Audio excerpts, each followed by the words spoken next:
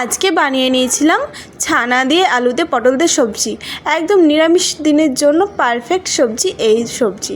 নমস্কার বন্ধুরা, সবাই কেমন আছো? আশা করছি সবাই ভালো আছে। আমি রিঙ্কি, সবাইকে রাধে রাধে। চলে এসেছি আবার একটি নতুন ভিডিও নিয়ে। পুরো ভিডিওটা দেখতে থাকো বন্ধুরা, কেউ কিন্তু স্কিপ করবে না। দেখো, প্রথমে ছানা বার করে নিয়েছি, ছানা নিয়ে নিয়েছি, আর এখানে নিয়েছি কিছুটা পরিমাণে ময়দা। চলো ছানার উপরে ময়দাটা দিয়ে দিই। ময়দা দিয়ে দিয়েছি, তারপর দিয়ে দেবো স্বাদ মতো চিনির পরিমাপটা তোমরা বাড়িয়ে কমে নিতেই পারো। আমি এখানে 2 চামচের একটু কম চিনি দিয়েছিলাম। চলো ছানাটাকে এবার কিন্তু খুব সুন্দরভাবে মেখে নিতে হবে। ছানাটা একটু টাইম নিয়ে কিন্তু মাখতে হবে বন্ধুরা। দেখো ছানাটা কিন্তু খুব সুন্দর করে মেখে নিয়েছি। চলো ছানার বল বানিয়ে নিই। এবার ছোট ছোট আকারে কিন্তু ছানার বলগুলো বানিয়ে নিচ্ছি, যেহেতু ভাজবো তখন একটু বড় হয়ে যাবে, আর ঝোলে দেওয়ার পর তো আরেকটু বড় হবে, সেই জন্য একটু ছোট ছোট আকারে বানিয়ে নিয়েছি। তো অনেকগুলোই বানানো হয়ে গেছে। তো দেখতে পাচ্ছ নিয়েছি এখানে পটল, আলু। পটলগুলো কেটে নিয়েছি, আলু কাটা হয়ে গেছে। আর এখানে নিয়েছি টমেটো, আদা আর 2টো কাঁচা লঙ্কা। চলো কড়া বসিয়ে দিয়েছি, কড়ার মধ্যে সরিষার তেল দিয়ে দিই। সরিষার তেলটা খুব সুন্দরভাবে আগে গরম করে নিই। আগে আমি ভেজে নেব আলুগুলো। চলো আলুগুলো দিয়ে দিই তেলের মধ্যে।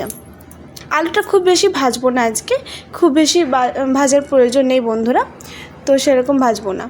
আলুর মধ্যে আজকে লবণ হলুদ কিচ্ছু দিচ্ছি না, সিম্পল ভেজে নেব। গ্যাসের ফ্লেমটা লো টু মিডিয়ামে রেখে আলুটাকে আগে ভেজে নিচ্ছি। চলো আলু ভাজা হয়ে গেছে, এবার তুলে নিই। ওই তেলের মধ্যে এবার পটলগুলো দিয়ে দেবো। পটলটা কিন্তু খুব সুন্দরভাবে ভাজতে হবে, পটলটা বেশ লাল লাল করেই ভেজে নেব।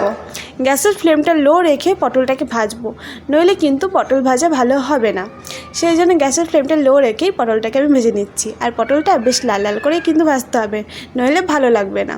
দেখতে পাচ্ছ প্রায় ভাজা হয়ে এসেছে, আর কিছুক্ষণ ভাজবো, তারপর তুলে নেব। চলো ভাজা হয়ে গেছে, তুলে নিয়েছি। আলু আর পটল একই থালার মধ্যে তুলে নিয়েছি। এদিকে আবার কড়া বসিয়ে দিয়েছি, রিফাইন তেল দিয়ে দিচ্ছি ছানার বলগুলো। ছানার বলগুলো এবার ভেজে নেব। তেলটা খুব বেশি গরম করার প্রয়োজন নেই বন্ধুরা, মিডিয়াম গরম হলেই কিন্তু ছানার বলগুলো দিয়ে দেবে। একে একে সব ছানার বলগুলো দিয়ে দিয়েছি। এদিকে বেটে নিয়েছি আদা, কিছুটা পরিমাণে আদা বেটে নিয়েছি। চলো এদিকে নিয়ে নিই কিছু গুঁড়ো মশলা। স্বাদ মতো লবণ নিয়ে নিলাম, দিয়ে দিচ্ছি হলুদ গুঁড়ো, আর দেবো এখানটায় ধনে গুঁড়ো। দিয়ে দিয়েছি সবজি মশলা 1 চামচের একটু বেশি দিয়েছি আমি এখানটায়। সবজি মশলাটা দিলে কিন্তু স্বাদটা একটু পরিবর্তন হয়। দিয়ে দিয়েছি কাশ্মীরি লঙ্কার গুঁড়ো। চলো সামান্য জল দিয়ে এবার এই গুঁড়ো মশলাটাকে বেশ একটু গুলিয়ে নিই, মানে মিক্স করে নিই। খুব সুন্দরভাবে মিক্স করে নিচ্ছি। এভাবে কিন্তু সবজির স্বাদ বাড়ে এবং কালারটাও খুব সুন্দর আসে। ও দেখো পটল ভাজার তেলের মধ্যে দিয়ে দিচ্ছি ফোড়নের জন্য জিরে, একটা তেজপাতা, একটা শুকনো লঙ্কা। ফোড়নটা ভালো করে ভেজে দিয়ে দিচ্ছি টমেটোটা দেওয়ার পর দিয়ে দেবো 2টো কাঁচা লঙ্কা।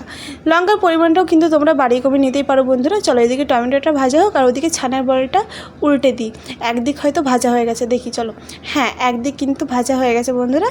এবার উল্টে দিচ্ছি। এইভাবে উল্টে পাল্টে বেশ একটু লাল লাল করে ভাজবো, বেশি কড়া করে ভাজবো না, একটু লাল লাল করে ভেজে নেবো। গ্যাসের ফ্লেমটা লো রেখে কিন্তু ভাজছি। এদিকে টমেটো ভাজা হয়ে গেছে, দিয়ে দিলাম বেটে রাখা আদাটাকে একটু ভাজা ভাজা করে নেব আগে।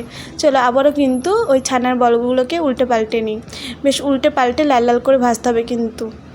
গ্যাসের ফ্লেমটা লো রেখেই ভেজো, নইলে আবার ভেতরে কাঁচা থাকবে আর ওপরে ভাজা হয়ে যাবে, তখন আবার ভালো লাগবে না। সেই জন্য গ্যাসের ফ্লেমটা একদম লো রেখেই কিন্তু ভেজে নিচ্ছি। ব্যাস ভাজা কিন্তু হয়ে গেছে। চলো ভালো করে তেল ঝরিয়ে তুলে নিয়েছি একই পাত্রের মধ্যে। এখনই দেখে কতটা ভালো লাগছে, তাই না বলো বন্ধুরা? চলো মশলাটা কিন্তু ভাজা ভাজা হয়ে গেছে, যে আদা বাটাটা দিয়েছিলাম। এবার চলো ওই যে গুলিয়ে রেখেছি ওই মশলাটাকে দিয়ে দিই। এবার ভালো করে মশলাটাকে কষিয়ে নেব। গ্যাসের ফ্লেমটা লো রেখে কিন্তু মশলাটাকে কষিয়ে নিচ্ছি। মশলা প্রায় কষানো হয়ে গেছে, দেখতে পাচ্ছ বন্ধুরা, তেল ছেড়ে দিয়েছে। এবার এর মধ্যে দিয়ে দিচ্ছি সামান্য পরিমাণে জলটা দিয়ে দিলাম। জলটা দিয়ে একটু ফুটে গেলে কিন্তু ভেজে রাখা আলু আর পটলগুলো দিয়ে দেব। এবার আলু আর পটল দিয়ে মশলার সাথে খুব সুন্দরভাবে কিন্তু কষিয়ে নিতে হবে। সেই জন্যই আবারও জলটা দিলাম, নইলে কিন্তু মশলাটা পুড়ে যেত বা লেগে যেত। তো এবার ভালো করে কষিয়ে নিচ্ছি। খুব সুন্দরভাবে কিন্তু তেল ছাড়বে, তখনই বুঝতে পারবে হ্যাঁ কষানো হয়ে গেছে। চলো ভালো করে নাড়াচাড়া দিয়ে কষিয়ে নিচ্ছি। গ্যাসের ফ্লেম কিন্তু লো রাখাই আছে। এই রেসিপিটা কিন্তু নিরামিষ দিনে একদম জমে যায়। চলো কষানো হয়ে গেছে তোমাদের সাথে কথা বলতে বলতে। এবার দিয়ে দিই জলটা একটু বেশি পরিমাণে দেব, যেহেতু ছানার বলগুলো দেওয়ার পর জলগুলো কিন্তু শুষে নেবে ছানার বল, সেই জন্য একটু জলটা বেশি পরিমাণে দিয়ে দিয়েছি। নাড়াচাড়া দিয়ে কিছুক্ষণের জন্য ঢাকা দিয়ে রেখে দেবো, যতক্ষণ আলুটা সেদ্ধ হতে লাগে আর কি।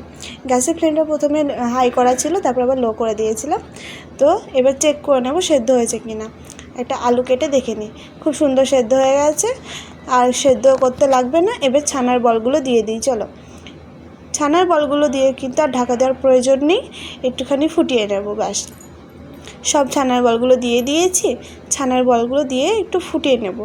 ফোটানোর পর তারপর অ্যাড করব আমি এখানে গরম মশলা কিন্তু আমি নিজে বাড়িতে বানিয়ে থাকি বন্ধুরা, এটা আমার কাছে বেস্ট। দিয়ে দিচ্ছি আমার হাতের বানানো গরম মশলা দিয়ে আবার একটু নাড়াচাড়া করে নিচ্ছি। নাড়াচাড়া করে নিয়ে দেবো একদম লাস্টে ঘি। ব্যাস, এখানে কিন্তু আমাদের রান্না একেবারে কমপ্লিট। আর ঘি আর গরম মশলাটা যে দিলে তোমরা, রান্নার স্বাদ একদম পরিবর্তন হয়ে যাবে। চলো নাড়াচাড়া দিয়ে গ্যাসের ফ্লেমটা এবার অফ করে দিই। ব্যাস কমপ্লিট আমাদের এই নিরামিষের দিনের দারুণ স্বাদের লোভনীয় ছানার আলু পটলের সবজি। তো আজকের ভিডিওটা কেমন লাগলো তোমাদের বন্ধুরা, সবাই অবশ্যই জানাবে। সবাইকে অসংখ্য ধন্যবাদ এতক্ষণ ধরে ভিডিওটা দেখার জন্য। ভিডিওটা ভালো লাগলে একটা লাইক কমেন্ট শেয়ার করতে ভুলবে না বন্ধুরা। সবাই খুব ভালো থেকো, সুস্থ থেকো, আর আমাকে সাবস্ক্রাইব করে আমার পাশে থেকো তোমরা বন্ধুরা ভালোবেসে। আবারও দেখা হচ্ছে অন্য কোনো ভিডিওতে বন্ধুরা। Okay bye, tata.